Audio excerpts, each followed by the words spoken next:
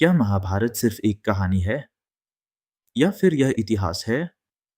अगर यह इतिहास है, तो फिर इसमें चमत्कार क्यों हैं?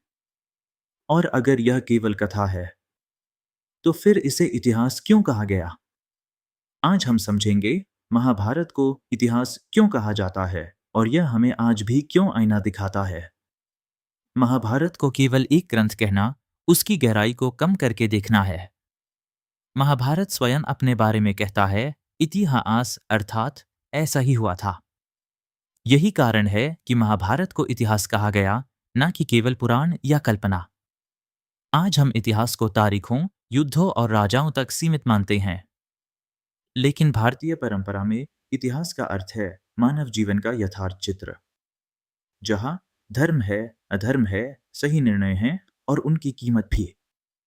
महाभारत हमें यह नहीं बताता कि क्या होना चाहिए था, बल्कि यह दिखाता है कि जब मनुष्य दुर्बल होता है, तब वास्तव में क्या होता है। महाभारत में कोई एक आदर्श नहीं है। युधिष्ठिर भी झूठ बोलते हैं, भीष्म धर्म जानते हुए भी चुप रहते हैं, द्रोणाचार्य मुंह में फंसते हैं, कर्ण दानवीर होते हुए भी अधर्म के साथ खड़े रहते हैं, और कृष्ण कभी नियम तोड़ते हैं तो कभी मौन धारण करते हैं। यही इसे मानव इतिहास बनाता है। अगर यह कल्पना होती, तो सभी पात्र या तो देवता होते या राक्षस, लेकिन यहाँ हर पात्र हम जैसा है। महाभारत यह नहीं कहता पांडव जीते, कौरव हारे। महाभारत पूछता है, इस युद्ध की कीमत क्या थी, किसने क्या खोया, और जीतने के बाद भी कौन खाली रह गया। युद्ध जीतने के बाद गांधारी के आंसू रुकते नहीं, द्रौपदी का अपमान स्मृति बन जाता है, कृष्ण अपनी ही वंशावली का विनाश देखते हैं, और पांडव राज्य पाकर भी शांति नहीं पाते। क्या यही इतिहास नहीं है? रामायण हमें बताती है कैसा होना चाहिए।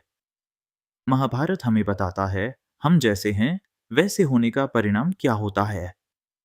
आज भी सत्ता की भूख, पारिवारिक संघर्ष, स्त्री का अपमान, मौन की गलती और सही समय पर सही निर्णय न लेना, सब कुछ वही है, केवल पात्र बदल गए हैं। इसलिए महाभारत कोई बीते युग की कहानी नहीं है, यह हर युग का इतिहास है। और यही कारण है कि वेद व्यास ने इसे कहा पंचम वेद, क्योंकि इसमें देवताओं की नहीं, मनुष्यों की सच्चाई है।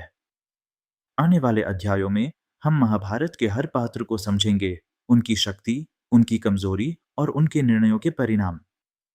क्योंकि महाभारत सिर्फ पढ़ने के लिए नहीं है, समझने के लिए है।